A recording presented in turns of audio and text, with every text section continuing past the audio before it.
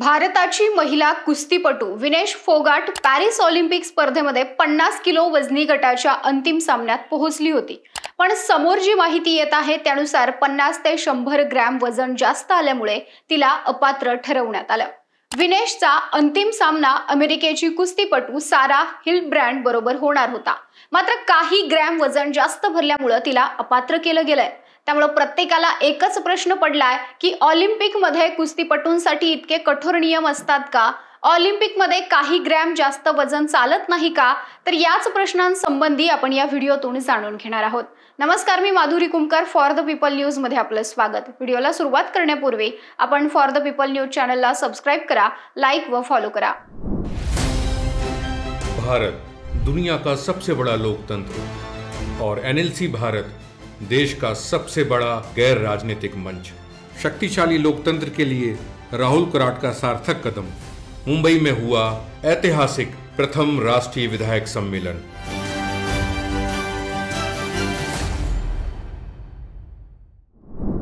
ऑगस्टला झालेल्या 3 सामन्यात विनेश फोगाटने विजय मिळवला होता।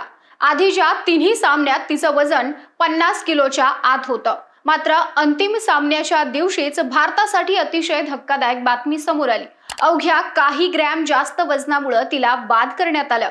विनेश यापूर्वी 53 किलो वजनी गटातून खेळत होती। मात्र ऑलिम्पिकसाठी तिने आपलं वजन कमी केलं होतं। 50 किलो वजनी गटातून ती फायनल पर्यंत पोहोचली होती।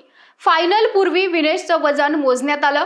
समोर आलेल्या माहितीनुसार तिचं वजन 50 ते 100 ग्रॅम जास्त भरलं आणि यामुळे ऑलिम्पिकच्या नियमानुसार विनेशला अपात्र करण्यात आलं। विनेश फोगाट हिची सुवर्ण पदकाची संधी हुकली। ऑलिम्पिक नियमानुसार एकदा अपात्र झालेली खेळाडू पुन्हा खेळू शकत नाही। ऑलिम्पिक मध्ये कुस्तीच्या प्रत्येक गटासाठी वजन मोजण्याची प्रक्रिया 2 दिवस चालते। म्हणजेच जो कुस्तीपटू स्पर्धेत लढण्यासाठी पोहोचतो त्याचं वजन स्पर्धेच्या 1 दिवस आधी आणि स्पर्धेच्या दिवशी मोजलं जातं। यासाठी कुस्तीपटूंना 30 मिनिटांचा वेळ मिळतो। या 30 मिनिटांत हव्या तितक्या वेळा तो वजन मोजू शकतो। पहिल्या दिवशी विनेशने वजन मोजले तेव्हा ते 50 किलोच्या आत आले। दुसऱ्या दिवशी पुन्हा स्पर्धेत सहभागी झालेल्या खेळाडूंचं वजन मोजलं जातं। त्यावेळी सुद्धा कितीही वेळा ते वजन मोजू शकतात। दुसऱ्या दिवशी विनेशचं वजन हे 50 किलो 100 ग्रॅम आलं। ऑलिम्पिकच्या नियमानुसार 1 ग्रॅम वजन जास्त आलं तरी अपात्र ठरवलं जातं आणि पदकही परत घेतलं जातं। ऑलिम्पिकच्या नियमानुसार वजन मोजताना कुस्तीपटू फक्त रिंगलेट म्हणजे स्पर्धेसाठी खेळतात तो ड्रेस वापरू शकतात। तसेच यावेळी त्यांना कोणता आजार तर नाही ना याची तपासणी केली जाते। युनायटेड वर्ल्ड रेसलिंगचे अधिकारीच वजन मोजण्याची प्रक्रिया करतात। या सर्व प्रक्रियेचे व्हिडिओ रेकॉर्डिंग केलं जातं। या अधिकाऱ्याच्या मंजुरीनंतरच कोणताही खेळाडू रिंगमध्ये उतरू शकतो। 10 ते 20 ग्रॅम वजन अर्ध्या तासात कमी करता येतं, परंतु 100 ग्रॅम वजन इतक्या कमी वेळेत कमी करता येत नाही। हे सर्व नियम पाहता अंतिम सामन्यात विनेशला संधी मिळणं शक्य नाही। आता विनेश फोगाट दुसऱ्या गटात खेळू शकेल का? तर ऑलिम्पिक मध्ये वजन जास्त आलेले खेळाडू गट बदलू शकतात।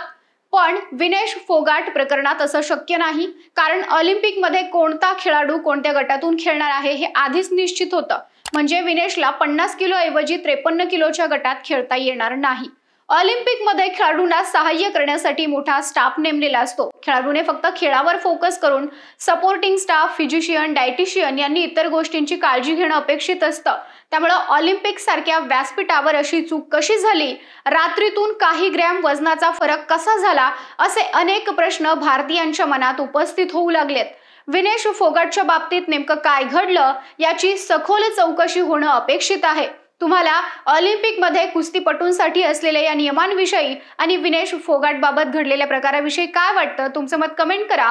व्हिडिओ आवडल्यास लाईक करा आणि फॉर द पीपल न्यूज चॅनलला YouTube, फेसबुकवर सबस्क्राइब, लाईक व फॉलो करायला विसरू नका।